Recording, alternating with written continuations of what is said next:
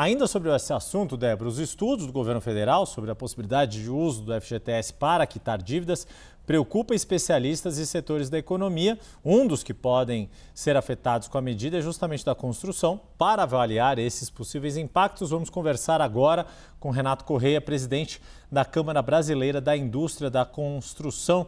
Muito boa tarde, bem-vindo, Renato. Como o setor, então, vê esta possibilidade em discussão de se usar a FGTS para a quitação das dívidas das famílias? Boa tarde, Yuri. Boa tarde, Débora. Boa tarde à audiência da CNN. Nós vemos com bastante preocupação, né? Nós temos que lembrar que existe um direito constitucional da habitação que não tem orçamento, né? Fazendo um paralelo com o direito da saúde, o direito à educação, que tem orçamento federal para esses dois direitos, né, constitucionais. O da habitação não. E o Brasil conseguiu viabilizar muitas habitações de interesses sociais com o FGTS. E qualquer saque que desvie o FGTS do seu princípio, que é basicamente a habitação ou atender o trabalhador na demissão ou no caso de uma doença grave, a gente vê com preocupação.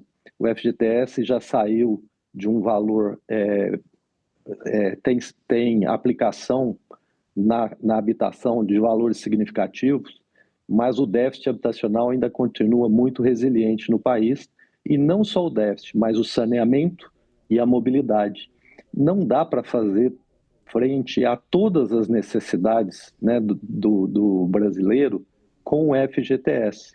Então, se a gente lembrar, eu ouvi vocês falando do consignado, o consignado já foi usado com antecipação, em alguns casos, e a razão dessa antecipação era para quitar dívidas do trabalhador, que ele estava muito endividado, com agiotas, etc. E a gente viu que isso não funcionou.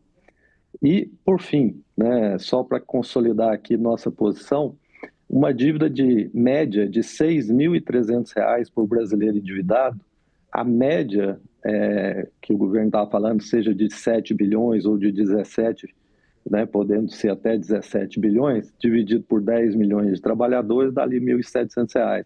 Não vai liquidar a maioria da sua dívida, né, nem a integralidade como pretende. E até 5 salários mínimos, até R$ 8.000, quem vai fazer uso de um dinheiro que seria aplicado na casa própria de alguém.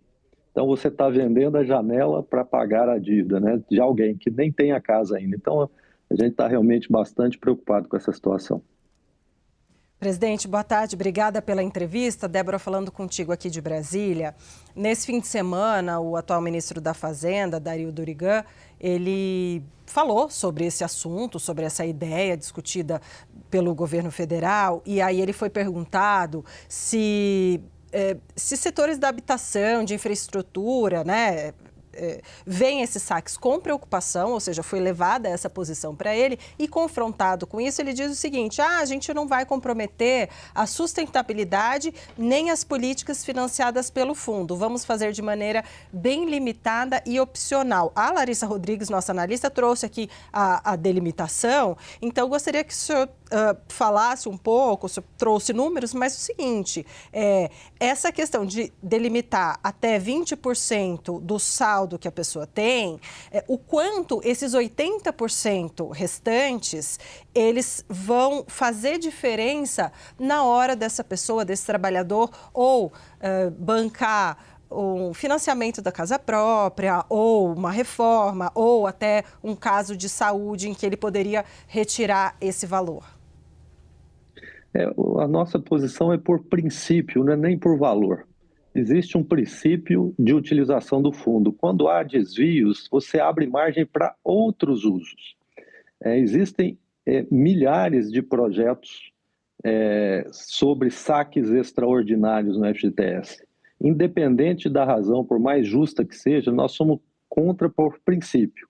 Quando tiver zerado o déficit habitacional, os problemas de mobilidade, saneamento estiverem resolvidos, aí sim vamos pensar num uso diferente para o FGTS. Enquanto esses problemas não forem resolvidos, nós temos que usar outras formas de resolver o problema do endividamento, né? Eu cito aqui, por que que o trabalhador que está ganhando mais continua se endividando? Porque, na média, os salários subiram, né? Nós temos bilhões de reais desse trabalhador sendo aplicados em bets, por exemplo. A cultura do Brasil, né, isso mexe com a cultura do brasileiro, né? De jogo, é uma coisa que consome bilhões de reais da economia do próximo trabalhador, né, que a gente é contra, por exemplo, né? Acho que teria que pensar a carga tributária, por que que esse trabalhador está se endividando? Juros, né? Taxa de juros, tudo isso eu acho que tem que ser reavaliado para buscar uma solução mais perene. Essas soluções são muito provisórias e não resolvem o problema, a causa raiz do endividamento. E, Renato, essa questão, né, dos princípios até da utilidade ou do que norteia a existência do FGTS, que é uma garantia para o trabalhador por tempo de serviço, mas tem as suas finalidades justamente de ser um fundo setorial importante aí de financiamento. Pensando, né, que tipo de impactos que isso representa para o setor se a ideia vingar? A gente está falando aí de menor produtividade, de risco de demissões no setor ou de encarecimento dos produtos, das moradias, das construções para o consumidor final que busca comprar a sua casa própria? Olha, o impacto, se a gente colocar que a cada 10 bilhões se faz na casa de 65 mil habitações, né? Então, esse é o impacto. 7 bilhões, nós vamos falar em torno de 50 mil habitações, é significativo, né? Então, qualquer real retirado do fundo de garantia que não seja aplicado nas suas premissas originais, o impacto é grande e todo mundo sabe o impacto de uma construção ou do saneamento, da construção de uma habitação, seja em emprego, seja em qualidade ali na saúde da pessoa que mora bem, ou da educação que ela tem condição de estudar. Então, o setor move 94 outros setores. Certamente, qualquer dinheiro aplicado na construção gera inúmeros empregos. Cada milhão gera 13 novos empregos.